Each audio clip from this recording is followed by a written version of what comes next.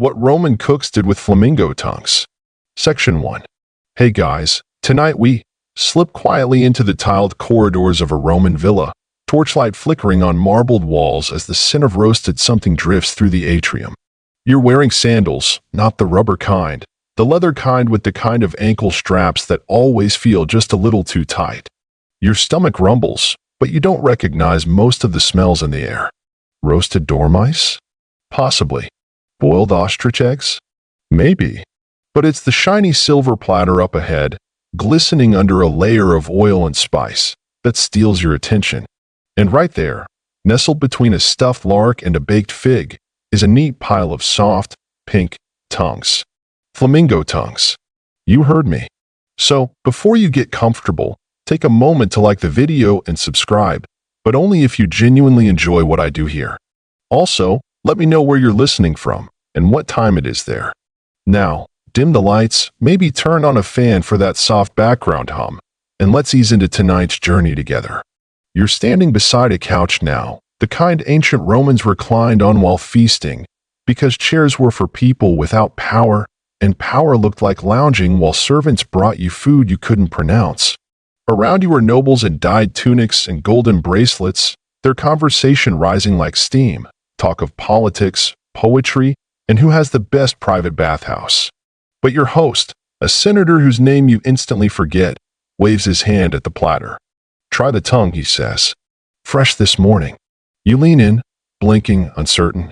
The tongues are smaller than you expected, about the size of your thumb, curled delicately, almost ornamental.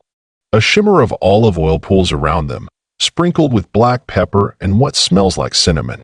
A quick sniff reveals something sour-sweet, vaguely floral, and entirely unfamiliar. You look up, and someone across the table grins. Don't worry, they say, it won't bite.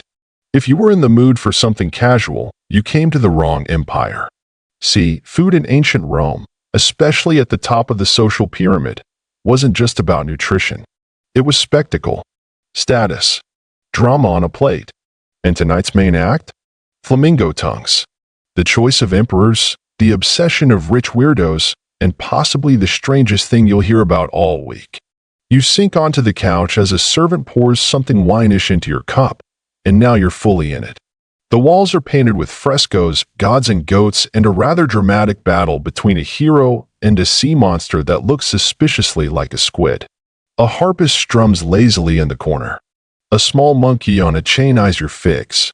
You ignore both, because across from you, another platter arrives, and yep, more tongues. There's a subtle competition underway. Who can serve the most outrageous meal? Who can impress the most jaded guests? And no one's blinking at the tongues. Because in Rome, that kind of extravagance wasn't just expected, it was admired. You could measure a person's influence by the length of their guest list and the weirdness of their menu. The host speaks again. Imported birds, of course. Caught near Alexandria. Flown in just for tonight. As if that explains everything. Alexandria, Egypt, a port teeming with goods, animals, and strange fruits. The flamingos themselves probably saw more of the world than most Roman citizens did. Caught on distant shores, crated on noisy ships, and delivered to the kitchens of people who wouldn't know a beak from a bill. And you? You're trying to decide if you're brave or just sleepy enough to try one. Here's the part you probably won't survive. Roman dining wasn't a casual thing. These feasts went on for hours. Multiple courses. Intermissions. Some ended in vomiting rooms. Yes, those existed, where you could make space for another roast animal or honey-drenched delicacy. At the time, this was called convivium, a living-together party. But let's be honest, it was more like a flex. That's because flamingo tongues weren't just a food. They were a brag. They were edible diamonds, more for show than sustenance. Historians still argue whether people actually liked the taste or just pretended to. Some accounts suggest it was soft, buttery, and slightly fishy, like liver mixed with ocean foam. Others insist it was chewy, strange, and only palatable when drowned in spice and honey. And spice was a big deal. Black pepper alone could bankrupt a merchant. Saffron was locked away like treasure. Cinnamon? More expensive than gold. And your host has used all of them on those little tongues. He nods at the platter again. Don't let it get cold. You reach for one. It's warm, slightly sticky, and so delicate it nearly falls apart in your fingers. There's a moment of silence as you bite into it. The texture? Like soft shellfish, barely cooked. The flavor? Hard to place. There's sweetness first, then something metallic, followed by a peppery burn at the back of your throat. It's not bad, but it's also not something you'd eat while watching gladiators on a lazy Tuesday. Someone laughs. First time. You nod. And just like that, you've joined a centuries-old club of people who have eaten one of history's strangest delicacies, proof of Roman culinary ambition, snobbery, and possibly some light insanity. But tonight, you're not just a guest. You're an observer. A ghost in the marble halls. Watching a civilization chew its way toward legend, one exotic bird tongue at a time. Somewhere behind you, a gong sounds. That's the signal. Next course. And as the flamingo tongues are cleared away, some untouched, others devoured, you wonder what else this empire has. Section 2. You lean back on the cushioned couch, letting the taste of the flamingo tongue settle somewhere between curiosity and regret. The harpist in the corner plucks a few sleepy notes, like he's waiting for the next surprise, just like you. Servants in crisp tunics glide in and out of the dining chamber, balancing trays with the precision of tightrope walkers, except their balancing act includes bowls of hot goose livers and eel baked inside pastry coffins. You don't ask questions. You've learned not to. Now, here's something the cook never tells you. Roman kitchens weren't calm places. They were chaos. Hot, smoky, filled with shouting, the clang of bronze pans, and the occasional goat wandering in for reasons unknown. You're standing in one now, time slips again, and your eyes sting from the hearth smoke. There's no ventilation, no chimneys, no sympathy. Just sweat, steam, and urgency. And in the middle of this culinary hurricane is the cocus, the head chef. In modern terms, he's a little bit Gordon Ramsay, a little bit Willy Wonka, and a little bit war general. He's barking orders in rapid Latin, waving a spoon like a baton, and slicing fish belly with something that looks suspiciously like a sword. Every movement matters. Every mistake could cost him his position, or worse, his life. Because this kitchen? It serves a patrician household. Which means no room for burnt honey or under-seasoned flamingo. Historians still debate whether the cooks were respected artisans or glorified slaves. Most were enslaved Greeks or North Africans, selected for their skills and subjected to brutal standards. You watch as one boy, maybe 12, maybe 15, carries a basket of herbs taller than he is, only to trip over a stool and spill the lot. The kitchen freezes. The cocus narrows his eyes. A sharp word. The boy bows low and scrambles to pick up the time. You pretend not to notice, and in the corner, on a marble slab darkened by years of chopping, lies today's prize, flamingo. Long, oddly elegant, feathered in coral pink and as much a status symbol as a peacock in the garden.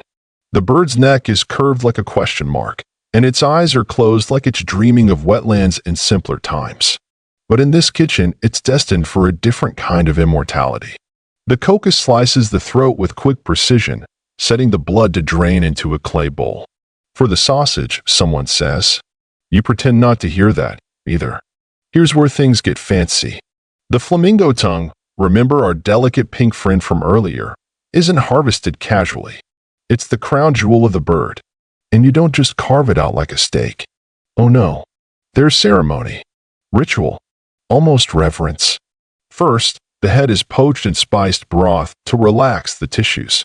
Then, with the gentleness of a jeweler, the cook extracts the tongue through the beak with slender forceps. It's small, fragile, about the size of a bean. And each bird only yields one. That's why it's expensive. And why the kitchen staff just processed 30 of them for tonight's feast. You blink. 30 flamingos. 30 tongues. 30 reasons to question everything you thought you knew about fine dining. There's a scroll nailed to the wall, greasy at the corners, ink faded. It's a recipe from Apicius, the original Roman celebrity chef. Think Julia Child, but with more orgies and fewer aprons. The recipe reads like a spell. Boil the tongue. Season with garum, pepper, and lovage. Serve with dates and honey wine. You don't know what lovage is. Nobody does. It might be celery. It might be wizardry. Garum, though, you know about that. You can smell it. It's fish sauce, the Roman liquid gold, made by fermenting fish guts in the sun for weeks until it bubbles into something between soy sauce and regret. Every Roman kitchen used it like ketchup. And yes, it went on everything, including, of course, the flamingo tongue. One cook drizzles the sauce with practiced flair, and the scent hits you like a salty slap. It's pungent, earthy, somehow both rotten and delicious. A contradiction in a clay bottle.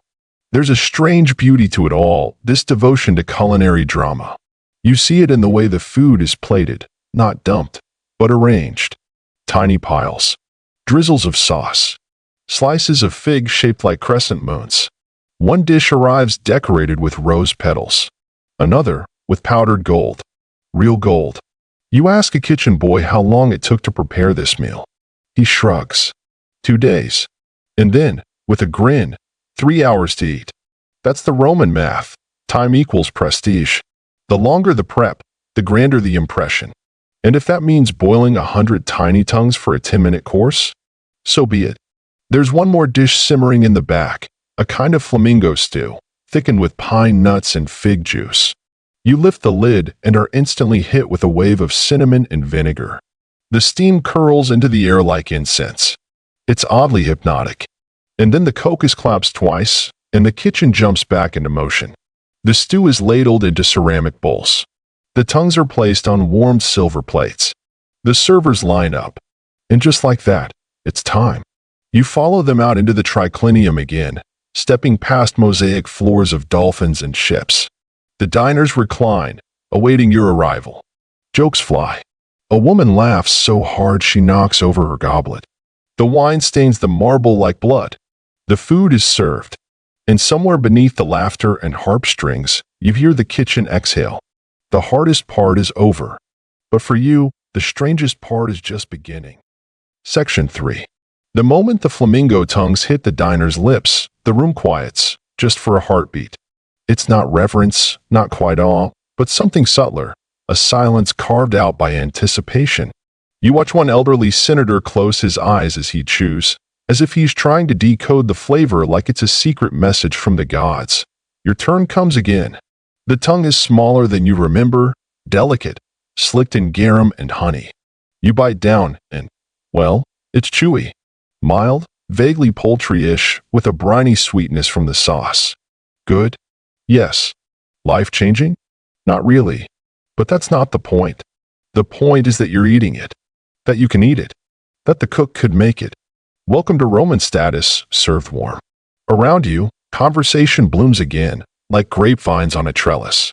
Someone boasts about a hunting trip in Sicily. Someone else murmurs about an actress with scandalous tattoos.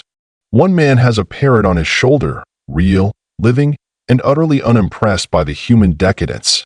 And as you recline there, fork dancing lazily over the last bite, you start to understand that this isn't just food. It's theater. It's war. It's empire, disguised as a banquet, because Roman meals, especially the Grand Cena, were stages for performance. Not of music or poetry, though those appeared, too. No, this was culinary theater, where the chef was the director and the ingredients were actors made to vanish in Act 3. Tonight's act. Exotic meats. Flamingo, sure, but also domai stuffed with pine nuts, blackbird patties shaped like figs, and jellyfish marinated in vinegar. Yes, jellyfish. Everything served not to satisfy hunger, but to show that hunger could be ignored, controlled, toyed with. Historians still argue whether these extravagant dishes were truly loved for their taste or simply for their rarity.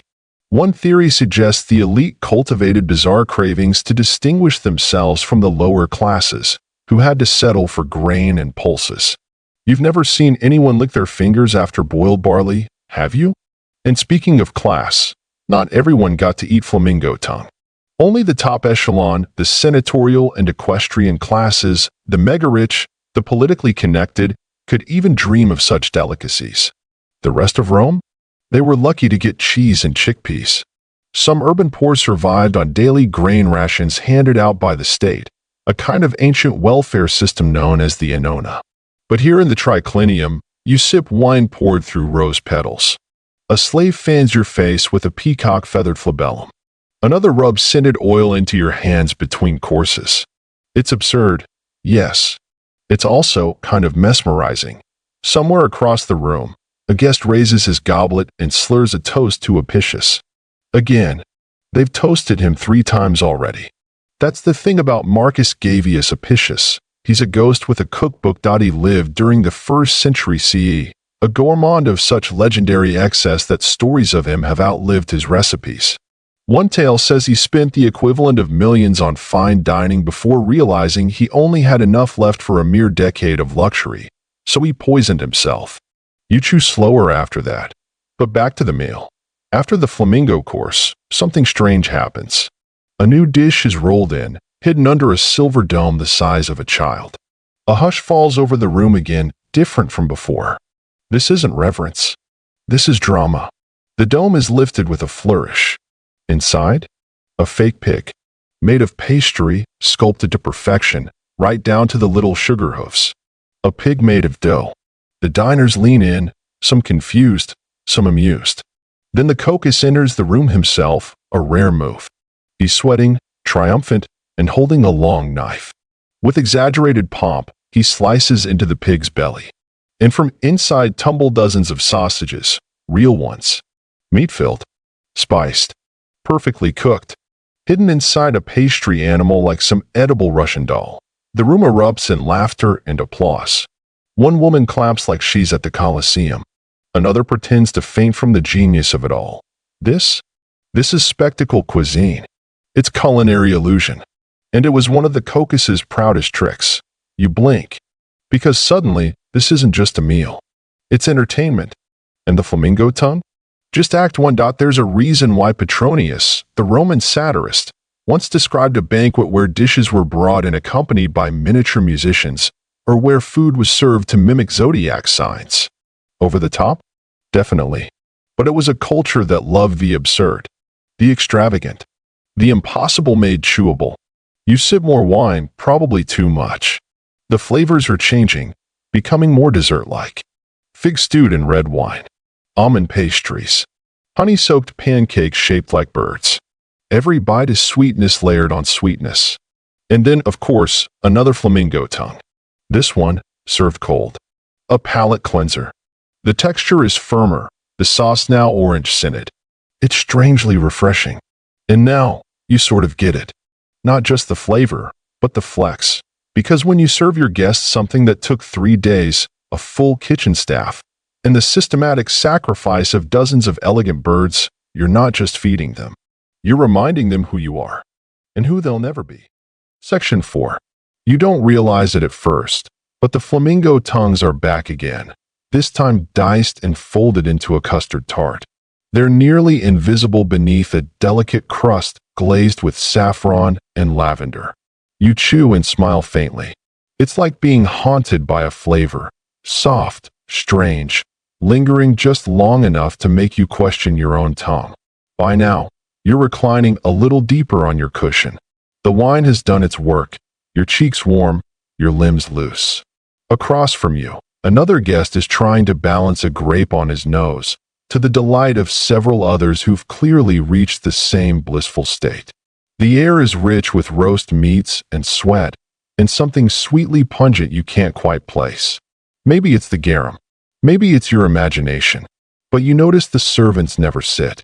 They glide between you, refilling goblets, adjusting robes, whispering orders into each other's ears. One brushes a fallen fig off your lap like it's sacred.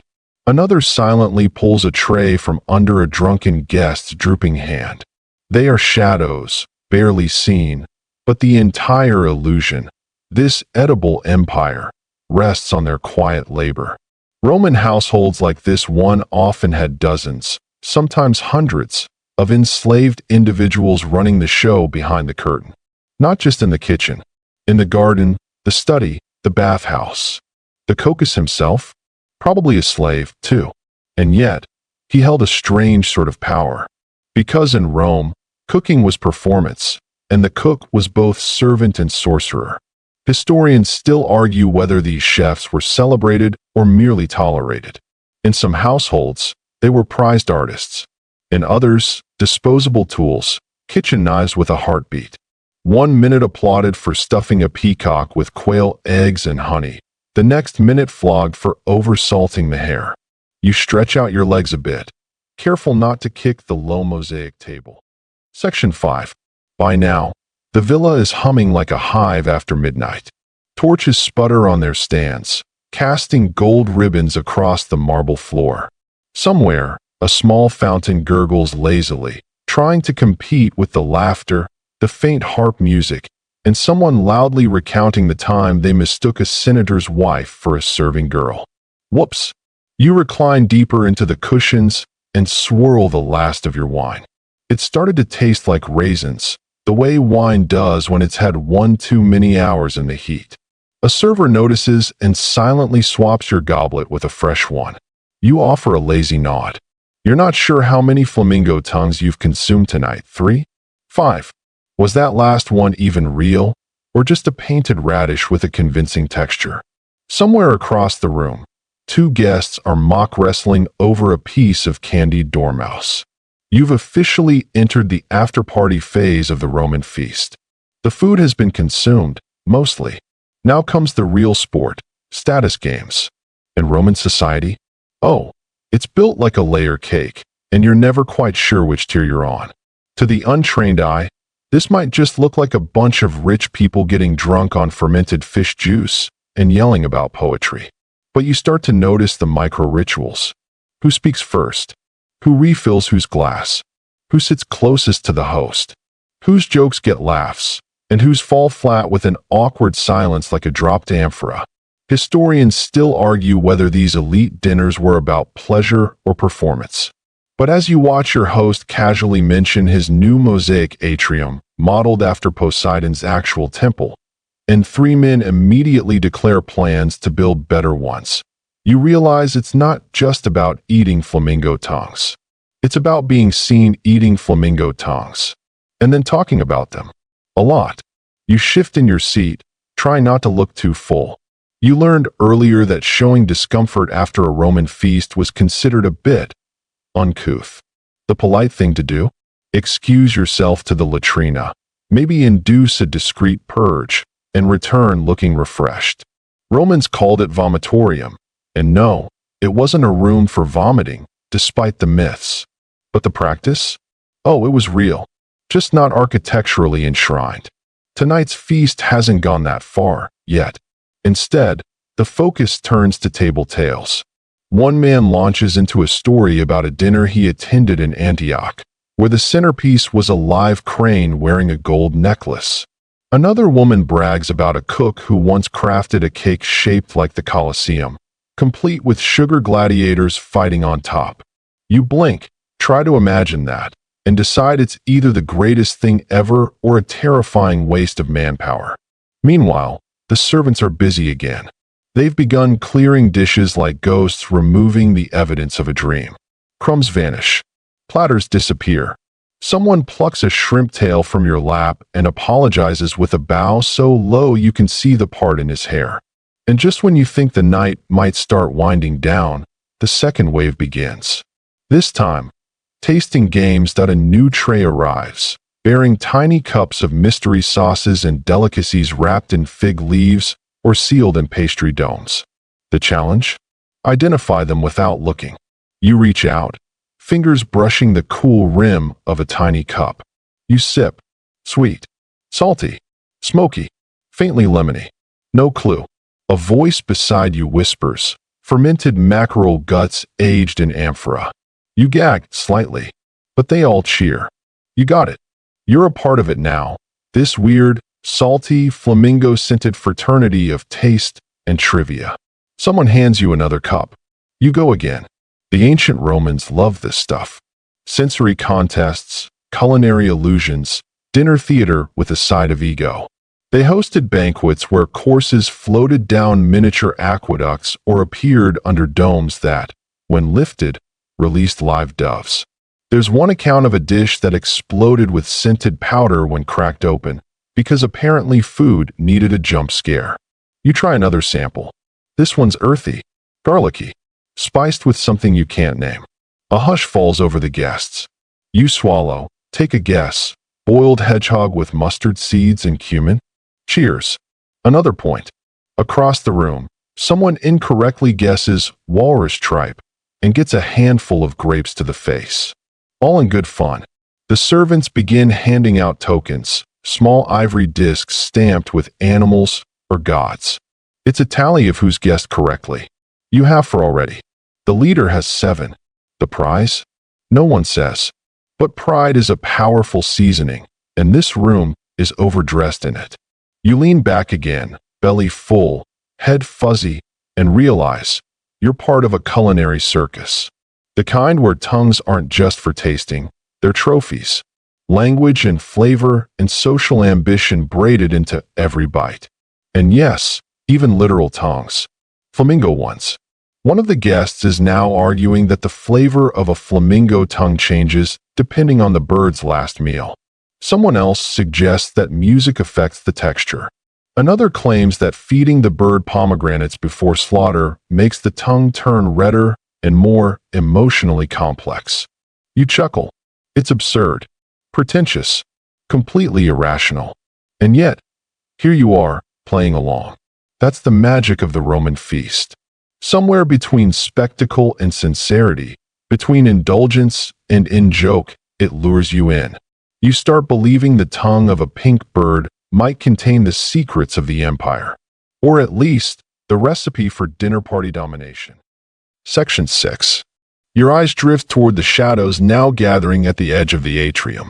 A curtain rustles. Someone's just entered. Or exited. It's hard to tell.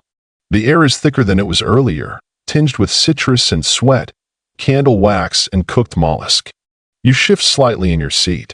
Not too much. You've learned your lesson. The cushions look softer than they are, and sinking in too deep makes you look drunk, not decadent. The conversation has taken a sharp left turn. Now it's about culinary taboos. You lean in. It begins with the simple question, is there anything you wouldn't eat? Cue collective laughter. Of course not. You're Romans, the masters of the known world. You eat locusts, eels fattened on milk, and fermented fish sauce that smells like an unwashed god's armpit. The flamingo tongue on your breath is practically a breath mint compared to some dishes you've seen. But the conversation gets weirder. One guest describes a rare delicacy from the East, snake liver, dried and crushed into powder, then sprinkled into honeyed wine. Supposedly makes your voice lower and your hair glossier. Another boasts of dining on boiled parrot heads for their wisdom. Historians still argue whether such stories were based on real menus or were simply elite culinary folklore, a kind of edible one-upmanship. But either way, no one wants to be the first to admit defeat. Someone calls out, "Remember that senator who served grilled ostrich brain and told us it made him better at math?" You choke a little on your wine. So do 2 others. The only person not laughing is a tall man across the room. He's dabbing the corners of his mouth with a cloth. Very serious. Very composed. He stands. I have dined on phoenix. Silence. You blink. You're not even sure phoenixes were ever believed to be edible. Or real. A woman breaks the silence with a snort. Oh please. Where'd you catch it? Alexandria or Atlantis? The man doesn't flinch. It was served to me. I do not question the chef. And suddenly, the room loves him. It's not whether you really ate a mythical firebird. It's that you say you did with enough dramatic timing. The Romans practically invented the idea of fake it till you make it, especially when it came to food. You sip more wine. You wonder if, someday, someone will lie about eating you. Because, let's face it, food in Rome isn't just for sustenance. It's a story, a status symbol, a stage. These dishes are edible peacocks, sometimes literally. A server reappears, this time with a tray of glistening jellied sea urchin, its purple husks arranged like little helmets. You take one. It wiggles. So do your stomach contents. You pop it into your mouth anyway. The taste is hard to pin down, like ocean foam mixed with perfume and mild regret. The man beside you offers a nod. It's for courage, he says. We eat the things we fear. You nod back. That's a good line. You'll steal it later. Somewhere behind you, two guests are discussing flamingo tongues again. You can't believe it's still a topic, but it is. Now they're comparing regional varieties. Did you know flamingos from Hispania have tongues that taste slightly of cinnamon, while those from Libya lean more toward thyme? It's completely unverifiable, but said with such confidence, it might as well be gospel. This is what the Roman elite do. Turn even the most grotesque indulgences into hierarchies. It's not just that you ate the tongue of a flamingo, it's which flamingo, from where, raised on what, slaughtered how. One older man swears the best tongues come from birds that were played music during feeding. Flute only, he insists. No liar. Makes them tense. You wonder briefly what your own life would taste like if cooked and served, probably something under-seasoned but sincere. Then you shake the thought away. A younger guest, possibly new money, suddenly asks, "But why the tongue?" Ah, there it is. The question no one's asked out loud. Until now. An elder woman, seated near the host, leans forward. Because the tongue is both secret and sacred, she says. It speaks, but hides. It tastes, but is rarely seen. To consume it is to own what once held power. You stare at her. That's oddly poetic, slightly terrifying, deeply Roman, and in a weird way, it clicks. The flamingo's tongue is the ultimate status dish not just because it's rare, but because it symbolizes dominion over something ephemeral. Grace, voice, the exotic, all of it reduced to a chewy bite between molars. You realize this isn't about hunger. Hasn't been for hours. It's about control. Control of resources, of stories, of taste, of image. To eat flamingo tongue at a Roman feast is to say, I can afford to consume beauty itself, and I'll ask for seconds. You glance around the room. Everyone is performing, laughing just a bit too loudly, sipping just a bit too slowly. All of it choreographed. Even your own gestures now feel a little bit practiced. But you play along. Because in Rome, eating is theater. And tonight, you're center stage. Another dish appears. It's shaped like a fish, but smells like fruit. You're not sure if it's dessert or deception. You take a bite. Definitely deception. Section 7. You lean back, tongue tingling from whatever just hit it, possibly a mixture of honey, anchovy paste, and fermented date syrup, though honestly, you're not entirely sure. The flavors are competitive, like they're all trying to outshout each other. You grab a sip of watered wine. It doesn't help. The room has grown warmer, not because of the fire, but from the rising tide of indulgence. Cushions slump under overfed limbs, laughter flares more often, and someone is definitely beginning to slur in Greek. A guest near the fountain is using a silver platter as a fan. Another is humming to a half-eaten figure. You're not full, not really, but your appetite feels cornered, which is perfect timing because the next course arrives, a mock flamingo. Yes, mock, as in fake flamingo, a decoy bird. Historians still argue whether these mock beasts were used often or were just occasional novelty stunts. But here, you're staring at one, a sculpture of bird meat molded, painted, and decorated to resemble the real deal. Except this one has multiple tongues spilling from its beak, like some kind of surrealist painting. You like it, your host calls across the cushions. You raise a brow. It's expressive. He laughs. That one's not even real flamingo. That's peacock breast dyed pink. Tongues are calf. You nod slowly. Of course. Why stop at weird when you can swerve straight into absurd? In truth, this kind of culinary trickery is the Roman gourmet's party trick. You've already eaten fake dormice tonight. Meatballs rolled in sesame and cinnamon, then shaped into rodents for the joke. And those eggs earlier? They were bladders stuffed with saffron porridge. There's an art to deception here. The joke isn't just on the tongue. It's on the eyes, the mind, the assumptions of taste. One senator explains it best as he slices through the decoy bird. To surprise is to conquer. To fool the tongue is to remind the body it doesn't know everything. You smile. You're not sure if that's philosophy or indigestion talking. Next to you, a guest leans in. You know they used to color flamingo tongues? You blink. Color them how? With beetroot juice. Or powdered lapis, if they were feeling bold. They'd paint them, literally, just before serving. You don't even know how to respond to that. Apparently, it was all about presentation, making the tongue look more exotic, more dramatic. One poet even described a tongue like a sunset trapped in meat. You're pretty sure that poet was drunk. Still, it's not surprising. The Roman elite are obsessed with the aesthetics of food. They serve oysters on mirrors, grapes in swan skulls, and pudding in the shape of masks. If you can paint it, sculpt it, light it on fire, it ends up on the table. And flamingo tongues? They're like edible jewelry. Beautiful, excessive, and totally impractical. The conversation shifts toward the logistics of flamingo procurement. How many birds does it take to make a proper dish? One woman asks. Dozen at least, someone answers. Maybe more. Tongues are tiny.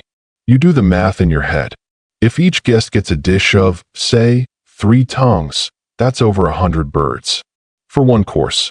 Of one meal. You glance around. No one looks particularly bothered. Because scarcity is the point. The more birds it takes, the more expensive, the more elite the plate. It's not about efficiency. It's about exclusivity. You recall a whisper you once heard in the forum. True luxury is waste you can afford. That's Roman culture in a sentence. Whether it's silk from China, pearls dissolved in vinegar, or a plate of flamingo tongues flown in from Mauritania, the goal is to show not just what you eat, but what you can squander.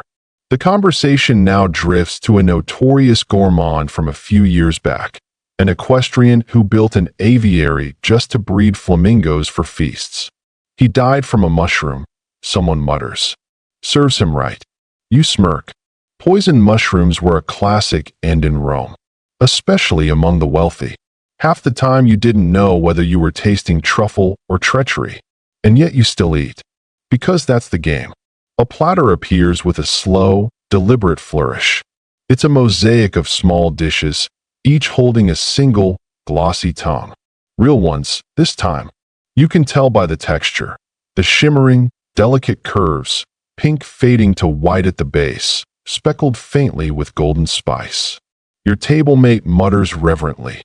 Caraway, honey, and rose vinegar. Classic apicius.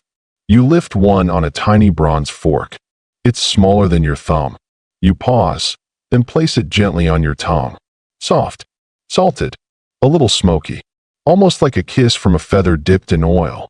You chew slowly. There it is, that strange, subtle thrill again.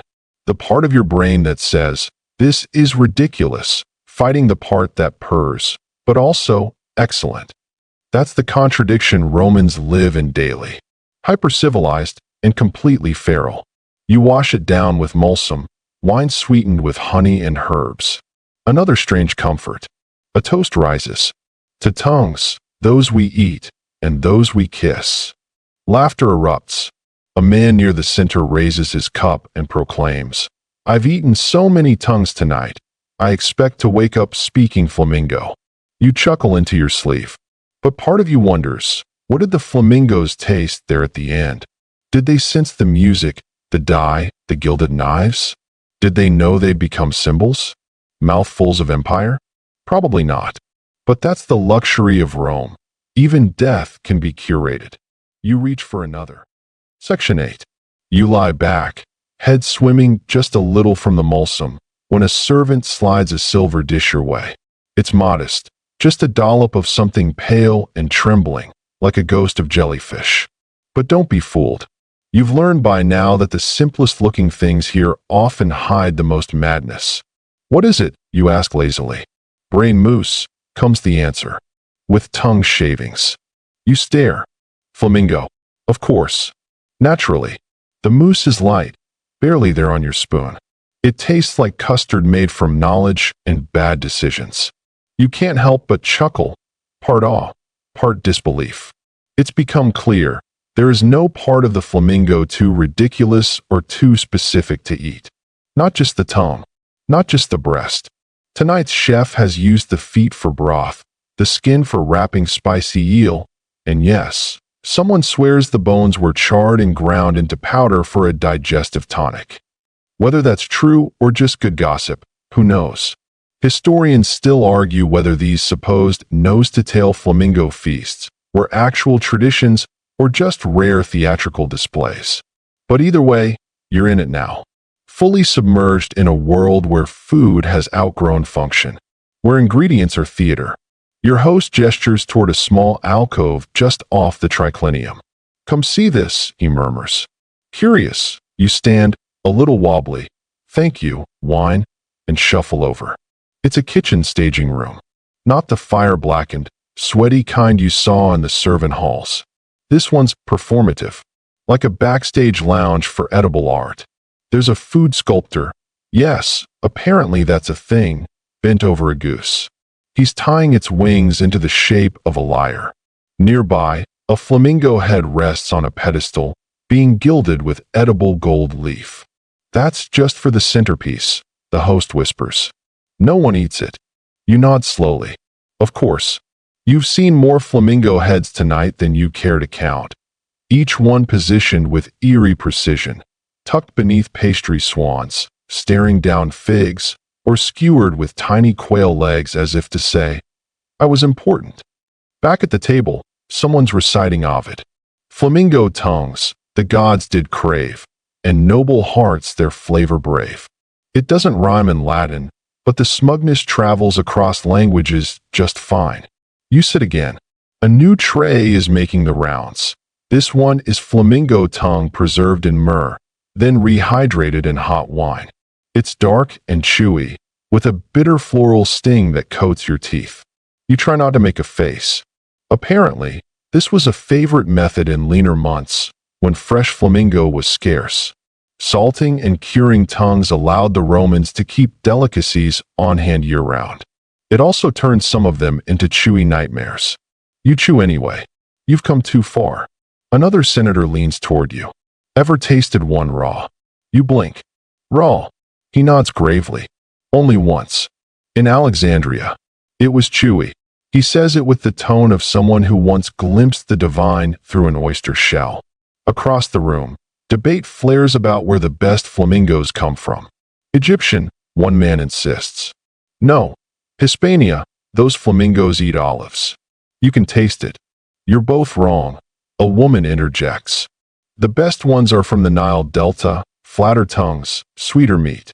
Historians still argue whether Roman flamingos were domesticated or simply caught wild, but based on the passionate opinions here, it's clear that regional flamingo flavor is a thing. You didn't know tongues had terroir. The conversation pivots to the status signaling of tongue dishes. "They're for those who understand," your host says, sipping his wine.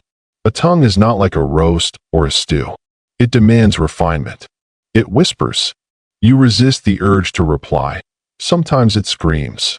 Because sometimes it does, especially the way one flamboyant guest is now peeling a grilled tongue off a hot stone, steam rising like incense. He eats it with 2 fingers, eyes closed, dramatically whispering. Transcendence. Okay, that's your cue to pivot. You turn to a quieter companion nearby. A younger man, more scholar than Sybarite. He seems amused by the whole scene. He tells you about an old scroll he read, a medical treatise claiming flamingo tongue improves memory. Or perhaps virility. Or was it voice quality? Hard to say. Ancient medicine was an elaborate guessing game backed by figs and bravado. Still, it's easy to see why such beliefs would catch on.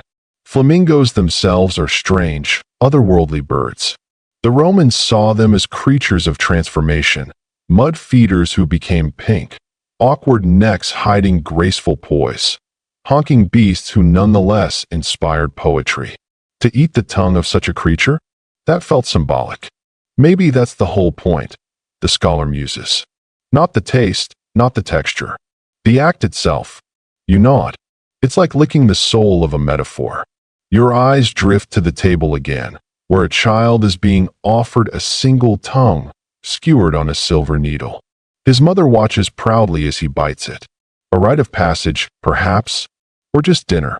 And yet, among the opulence, The strange part is how ordinary it all feels now. You've eaten tongue 7 different ways. You've seen it turned into mousse, taffy, paste, jerky, and what you hope was a dumpling. You've passed the point of novelty. Now, you just want something simple. A piece of bread. Maybe a figure. Something quiet. But quiet doesn't live here. A slave enters carrying a bowl, glowing faintly red, billowing with smoke. Inside are tongues roasted directly in cinnamon embers, served with warm date sauce. Your plate is filled. You sigh softly, and you eat. Because you're Roman now. Or close enough. Section 9. You starting to sweat. Not from the heat, though the brazier's warmth clings to your skin like syrup, but from the slow realization that flamingo tongue is not just a dish. It's a lifestyle, a commitment, a test of your intestinal fortitude and your ability to nod politely while someone waxes poetic about the cartilage give beneath a flame-seared taste bud. Tonight, you learn about the culinary hierarchy of tongues. Yes, that's a thing that you'd assumed all flamingo tongues were created equal. How naive that a portly noble leans across the table to explain, conspiratorially. There are 3 kinds, of course. Fresh, brined, and second-day dried. But within those you have weight classes, curved profiles, even split-tip varieties. You nearly choke on your wine, he continues, undeterred. The tongue of a juvenile flamingo? Tender, almost too much so. But from an adult bird, especially one fed on red grapes, you get depth, character, regret. Regret? You don't ask. Instead, you bite into what you've been handed next. Tongue encrusted with pearl dust that it's crunchy. Unsettlingly so. Apparently, pearl was considered not just edible, but elevating. In wealthy Roman kitchens, rare ingredients weren't just used for flavor, they were status banners. The more absurd the pairing, the higher the prestige. And flamingo tongue, already absurd on its own, had become the ultimate canvas for ridiculous wealth.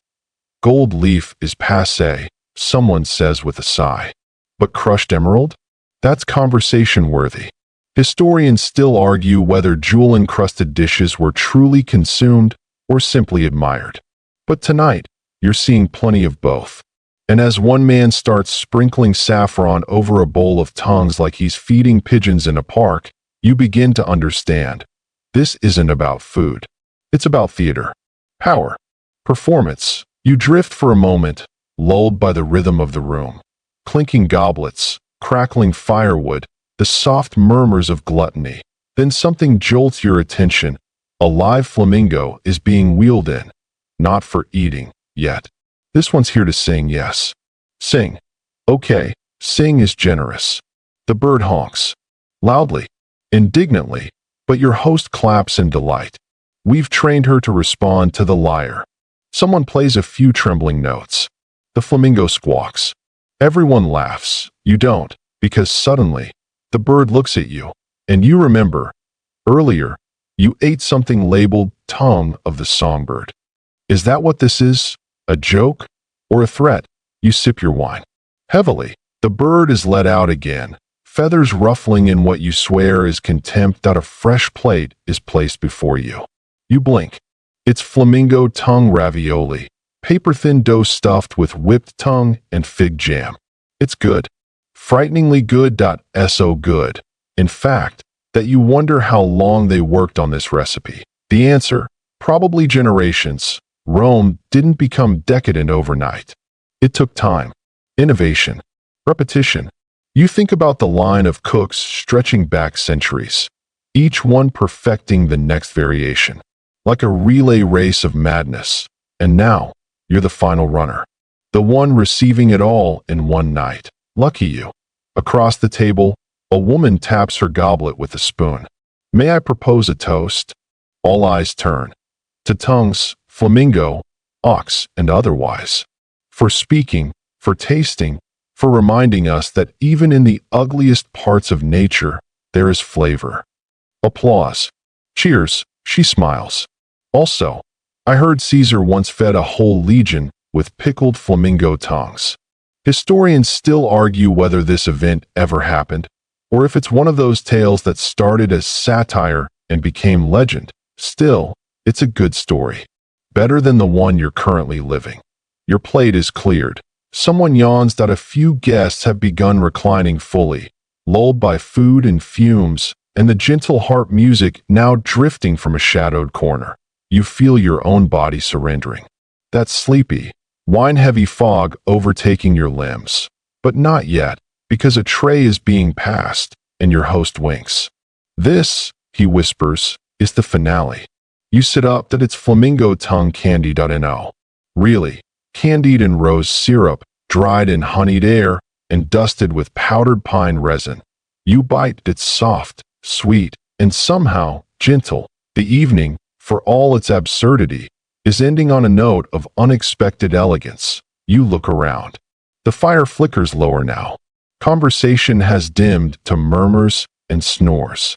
The flamingo centerpiece still stares, but with less menace and more melancholy. You close your eyes, tongue coated in sugar and something unnameable, and in the quiet of the fading feast, a strange thought settles. You'll miss this, not the tongues, not the egos, but the strange, unhinged ambition of it all. Only in Rome could flamingo tongues become a legacy. Only here could you become a part of it. Section 10. The candles are flickering out. Guests drift away. Their laughter, now soft and muffled, mixes with the distant clinking of goblets being cleared. The host stands, stretches, and looks at you with an expression that somehow combines pride and mockery. A taste of Rome, he says, a tone somewhere between serious and sarcastic. Where decadence isn't just a meal, it's an art form. You nod, though you're not sure if you should laugh or cringe. You've just experienced something that's impossible to summarize. A mix of culinary history, bizarre rituals, and the unspoken rules of Roman hospitality. It's not something you'll forget anytime soon, if ever. You wonder, as you sip the last remnants of wine from your goblet, if anyone else here has experienced this as you have. This night wasn't just about eating. It was about being part of history, and whether or not you were ready, you've now become a footnote in the absurdly long list of those who have tasted flamingo tongue. But the night isn't over yet. As the last of the revelers begin to exit, your host beckons you aside, his eyes glinting with amusement. There's something you should see. And just like that, you find yourself in the back of the villa, standing before a strange sight. A group of Roman chefs, hunched over a massive stone pot, ladling something thick and viscous into smaller bowls. Do you recognize the smell? Your host asks, his voice lowering with a conspiratorial edge. The scent is unmistakable, sweet, smoky, and oddly familiar. You peer closer and see what's inside. Garum, your host announces with a flourish, as though unveiling a secret relic. The lifeblood of Roman cooking. Fermented fish sauce. You're almost speechless, but not in the way you might expect. Garum is notorious for being a smelly, murky concoction used to enhance nearly every Roman dish, from stews to baked goods. But you'd heard about it, of course. It's what everyone says made the Romans so uniquely extravagant in their use of flavoring. But there's something different about this batch. It seems refined, top-shelf stuff, he continues, with a wink. Made from the freshest fish, slow fermented in open vats for weeks. Don't mistake it for the everyday kind you find in the markets. This one is for those who truly understand the craft. You take a cautious sniff. The pungency is still there, but there's a sweetness underneath, an almost caramelized depth that lingers on your nose. It's both revolting and oddly enticing, like the promise of a forbidden indulgence. You understand, in a weird way, why it was so beloved. Historians still debate whether garum was truly essential to the Roman diet, or if it was just another symbol of power and excess, the flavor of the elite. Either way, it's clear that this small back room has its own sacred kitchen ritual, and you're right in the thick of it. The chefs glance at you with knowing eyes, their movements slow and deliberate. They're not just making food, they're perfecting an art. They're passing down an ancient tradition that, to this day, fuels the reputation of Roman kitchens, the kitchens where flamingo tongues and garum share the stage, where ingredients are not just consumed but worshipped. You wonder, briefly, whether anyone else has been given a backstage pass like this. It feels oddly intimate, like being granted access to something sacred, a peek into the heart of an ancient tradition that has been hidden in plain sight for centuries. As your host places a bowl of fresh garum in your hands, the warmth of the concoction radiates through your fingers. He tilts his head, a glimmer of mischief in his eyes. Are you ready to taste history? You take a sip, and, to your surprise, it's not the overwhelming assault of brine and bitterness you expected. It's subtle, complex. There's an undeniable, savory richness to it, a complexity that could rival any modern delicacy. A few more sips, and you feel a strange, almost immediate connection to the ancient world, to the kitchens where these same ingredients were once used to feed emperors, generals, and poets. For a brief, fleeting moment, you almost believe that you are a part of that world, that the tables are set, the flames are crackling, and the flamingos are still around, perhaps not in the kitchens, but certainly in spirit. Then the moment passes. The warmth of the garum fades, and you're left standing in the shadowy corner of this villa, surrounded by the ghosts of Roman decadence. You finish your bowl, still trying to process the sensory overload of the night, and your host gives you one last smile, a silent acknowledgement that you've crossed a line into history that few ever have the chance to. He raises a final glass, and without a word, you clink it. And just like that, the evening ends, a blur of taste, sound, and ancient indulgence. It wasn't just about flamingo tongues. It was about being there, witnessing it, taking part in the excesses that made Rome so. Rome that you're walking back toward the villa's gates when you glance back one last time. The flamingo statue stands tall in the courtyard, its stone beak raised to the night sky. The entire evening has felt like a dream, and now, with the cool night air pressing against your skin, you realize that it will be a dream you'll carry with you forever. The night ends, and, somehow, you're thankful for the memory of flamingo tongues. Section 11. The villa's gates are heavy behind you, the sounds of the bustling city of Rome now fading into the distance as you step into the quiet streets. Your mind is still swirling with all that you've experienced: flamingo tongues, garum, the extravagant feast. But as you walk, a new thought starts to form, a realization, perhaps. You begin to think about what the Romans really were when it came to food. Sure, there was opulence and excess, but there was also pragmatism, and that's where things get interesting. Think about it. Why flamingo tongues? Why not a more accessible dish, something more common? Could it have been about something deeper than just the extravagant nature of the Roman elite? The Romans had a complex relationship with food, one that was steeped in symbolism. Food was status. It wasn't just a means to sustain life. It was a way of showing power, wealth, and culture. Your taste buds had just been taken on a journey through that very philosophy, and now, it feels like you're on the cusp of understanding something deeper about the human obsession with food and the lengths some will go to in order to make a statement. As you turn a corner, a small shop catches your eye, its window lit from within. You pause for a moment and peer inside. There, sitting behind a counter, is an old man with a thick white beard, meticulously preparing small packages of what looks like spices and herbs. The shop is almost hidden, tucked away between larger, more modern buildings. And yet, there is something timeless about it. You step inside, and the man greets you with a knowing smile. There's something oddly familiar about him, like he's part of the past you've just glimpsed in the villa. Perhaps, in his own quiet way, he too is a keeper of history. You can't shake the feeling that this shop has stood here for centuries, a place where Roman culinary traditions have been passed down through generations. I take it you've just come from the feast? The man asks, his voice soft but firm. There's no surprise in his eyes. He's seen many like you. You nod, unsure of how to respond.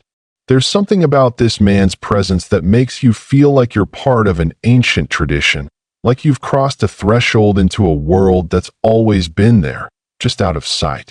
"Did they serve the flamingo tongues?" he asks, his eyes twinkling. You smile, surprised.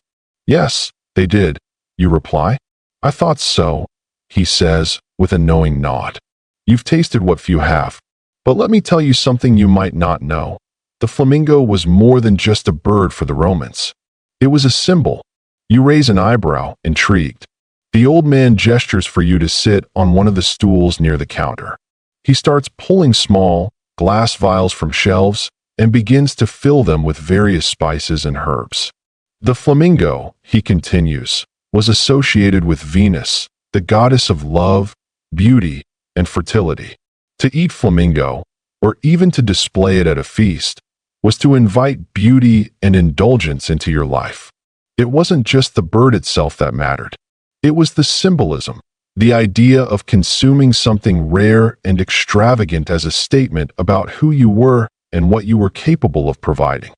You sit back, digesting this. You hadn't considered that the bird's symbolism would carry such weight. Of course, the Romans loved to weave layers of meaning into everything, especially when it came to their food. Historians still debate whether flamingos were truly native to Italy, the man adds, his tone turning reflective. Some believe they were imported specifically for these extravagant banquets, while others argue that the Romans had already discovered them in Africa and the Middle East. But one thing's for sure, the practice of serving them was an indicator of power. As the man speaks, you begin to understand something profound about the ancient world. Their food wasn't just fuel.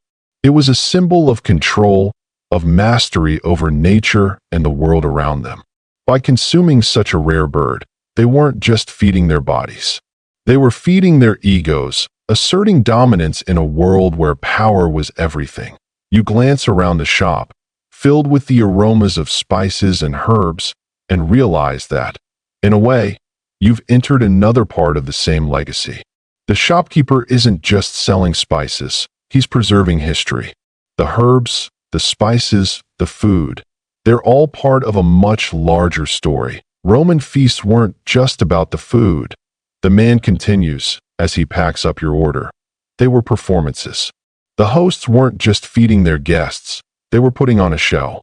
And at the heart of that show, there were symbols of wealth, status, and, perhaps most importantly, control. You take your package of spices, a small memento of the night's experiences, and thank the man. You feel, in some strange way, that you've come full circle, that your journey through the Roman world of food has just begun. And even though you're leaving the quiet shop, the lingering flavors and ideas are going to stay with you. Walking back into the busy streets of Rome, you now see everything differently. From the towering structures to the bustling crowds, everything is a part of the spectacle. The flamingo tongues, the garum, the decadent feasts, they were all about power. But not just the kind of power that controls nations and armies. This power was about control over culture, over life's pleasures, even in something as simple as food. With that thought in mind, you feel a strange sense of calm. You've tasted the lavishness of Rome, yes, but now you understand it in a deeper way. And you're certain that this night, filled with its strange flavors and smells, will linger in your mind for years to come. You step into the night, your senses filled with history, mystery, and the knowledge that food is never just food. It's a reflection of who we are and what we hope to be. Section 12. As you leave the spice shop behind, the ancient city of Rome surrounds you again. The streets buzz with the usual blend of sounds, chattering voices, the clip-clop of sandals on cobblestone, the distant murmur of markets still alive with the night's offerings. But your thoughts linger on the old man's words, the wisdom he shared with you about the symbolism of flamingos and feasts. You're no longer just walking through Rome. You're walking through layers of history, wrapped in every corner of this city, each brick whispering its own secrets. You make your way toward the Forum, the beating heart of Rome, where rulers and plebeians alike once gathered in the shadows of temples and basilicas. There's something eerily quiet about the forum at night, the grandeur of the structures muted by the soft glow of the moonlight. But you feel that same sense of control from earlier, as if the very stones under your feet are watching you, as though they know you've glimpsed a truth that many would never understand. There's an air of pride here. The Romans didn't just conquer lands, they conquered ideas, art, architecture, and even food. History wasn't just written in books. It was eaten, drunk, and consumed in grand banquets and feasts, where the guests weren't just there to taste, but to understand the weight of their presence in that moment. As you stroll through the forum, you come across a street vendor, not unlike the one you saw earlier, but more humble. He's peddling smaller, more accessible fare, flatbreads, roasted meats, and stews. There's nothing extravagant here. No flamingo tongues, no exotic spices. It's simple, hearty Roman food, but it carries a different kind of power. You watch as the vendor expertly carves into a roast, slicing it with precision, the meat steam rising into the cool air. He hands you a small piece of bread, still warm from the oven. It's rustic, rough-hewn, the kind of bread that Rome's common people would eat, perhaps not part of the elite's banquets, but still integral to the lifeblood of the city. As you chew, the flavors are earthy, simple, but satisfying. You take a moment to reflect on the dichotomy of Roman food culture. At the top of the social pyramid, you had flamingo tongues and garum, exquisite and rare, but down here, among the everyday citizens, the food was more about sustenance than spectacle. The highborn feasted for luxury, but the working class ate for survival. And yet, in some ways, wasn't their food more grounded in the reality of life? Historians still argue whether the gap between the feasts of the elite and the food of the commoners was ever truly bridged, or if there was a division that remained until the fall of the empire. The vendor gestures to you, offering another bite, a piece of olives, still salty from the brine. You accept it, and as you chew, you realize that food was more than just the fuel for the body in Roman society. It was a vehicle for identity, for class, and for maintaining the carefully crafted order that the empire had worked so tirelessly to create. Rome wasn't just a city of brick and stone. It was a city built on ideas, symbols, and ceremonies, where each meal had its place in the grand design. The flamingo tongues, the garum, the rich sauces and exotic spices, they were there to remind you of your place in the hierarchy, to declare that you were more than just a citizen. You were part of an empire, part of something larger than yourself. The vendor looks at you, his expression unreadable, yet there's a flicker of recognition in his eyes. You wonder how many others walk through Rome, tasting the same humble bread, yet never realizing how intertwined food and status truly are. How many people pass by the grand feasts, unaware that every bite they take, no matter how simple, connects them to the legacy of Rome in its most essential form. You finish the last of the bread and nod to the vendor, who gives you a slight bow of his head. It's a quiet acknowledgement, but it means something. A gesture of respect passed from one Roman to another, no matter the social divide. In that moment, the city feels unified, like a single organism, each part playing its role, whether rich or poor. As you continue walking through the forum, past the ruins of the temples and arches, you realize that your journey isn't just one of food. It's about understanding the way the Romans viewed themselves, the way they constructed their world, and how even something as mundane as a meal could become a symbol of control and power. It's a lesson that lingers in your mind long after you leave the forum. The feasts may have been for the wealthy, the flamingo tongues reserved for those who had the means to indulge, but at the heart of it all, food was the great equalizer. Everyone ate. Everyone partook in the rituals of nourishment. And through that shared experience, they were all connected to something greater than themselves. In the quiet of the night, you look up at the moon, the same moon that's witnessed centuries of feasts, of battles, of moments like this, when a humble piece of bread could lead to profound realizations. Maybe that's the true magic of Roman food. It was never just about eating. It was about understanding your place in the empire, and how every bite told a story of power, of legacy, and of the fleeting nature of history itself. Section 13. The moonlight falls gently over the ancient city as you make your way through the winding streets, heading toward the grand and imposing structure of the Colosseum. The arena looms ahead like a monument to the Romans' penchant for spectacle, and you can't help but feel a shiver run through you.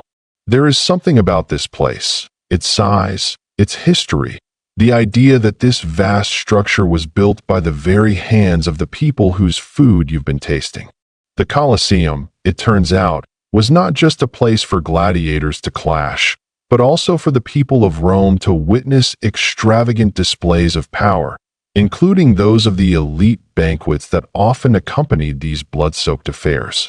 As you approach the Colosseum, the bustling streets grow quieter, the city seeming to retreat into a more reflective mood. The air feels heavy with the weight of centuries of memories of emperors, of entertainment, and of feasts that were as much about dominance as they were about celebration.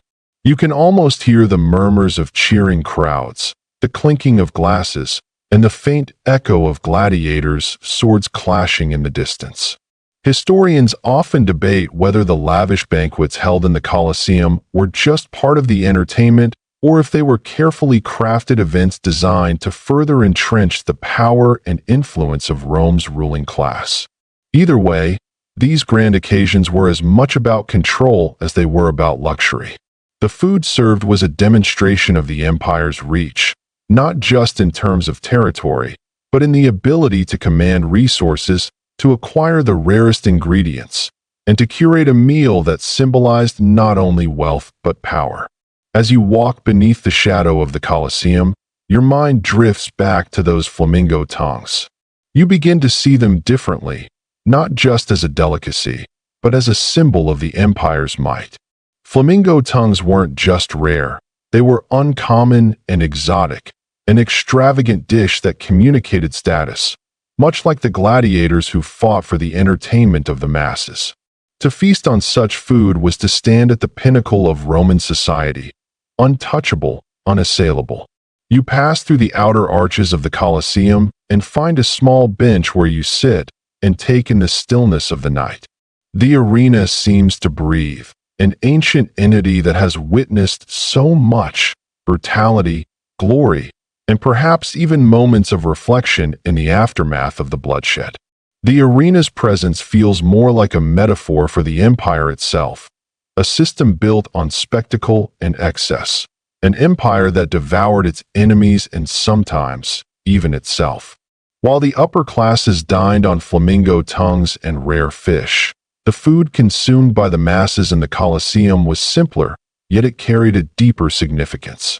The common folk might have had bread, wine, and olives, but these weren't just items to nourish the body.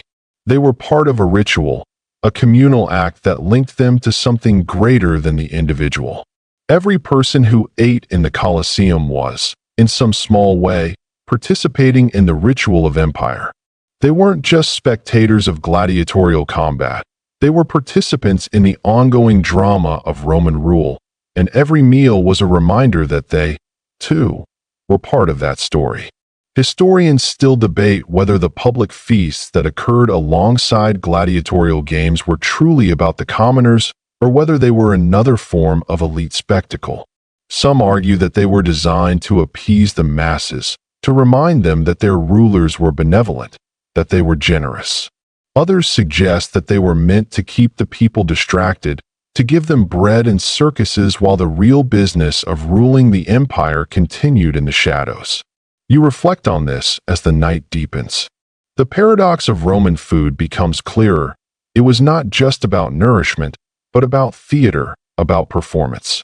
From the humblest bread to the rarest flamingo tongues, every bite served a purpose, whether it was to feed the body or to fuel the grand machine of Roman power. In that sense, Every meal was a performance, a piece of the ritual that held the empire together, a part of the spectacle that reinforced the idea that the emperor was not just a ruler, but a divine figure whose will was carried out not just on the battlefield, but at the dinner table. As you sit there, the cool air beginning to settle around you, you realize that the flamingo tongues weren't simply about food. They were a language unto themselves, a way of communicating power without speaking a word. The rarity, the exoticism, the performance, it all fit into a broader cultural narrative. Food, in this sense, wasn't just a necessity. It was an extension of the Roman worldview, a way to assert dominance over both territory and people, and to proclaim the unassailable nature of the empire. You stand up from the bench, stretching as you prepare to leave the Colosseum behind. The night is growing cooler, and the city seems to be wrapping itself in its ancient shroud once again. As you walk away, the sounds of Rome fill your ears, the murmurs of 1,000 conversations, the distant clash of swords that still echoes from the past, and the ever-present hum of the city as it moves, lives, and breathes in the present. Rome's food was always much more than a meal. It was a statement, a powerful symbol of who ruled and who was ruled. Whether it was flamingo tongues for the rich or simple bread and olives for the masses, every bite was a part of a larger story. A story of an empire built on spectacle, consumption, and the eternal cycle of dominance. And in the end, it's not the meals themselves that matter most. It's what those meals tell us about the people who ate them and the empire that fed them. Section 14. The next morning, as sunlight streams into your room, you can't help but think back on the events of the night. The city of Rome, with its towering structures and ancient streets, feels almost alive in a way that is hard to describe. It's as though the walls and the stones themselves remember the stories of all who've passed through them, their lives interwoven with the rulers and the commoners, the gladiators and the empresses.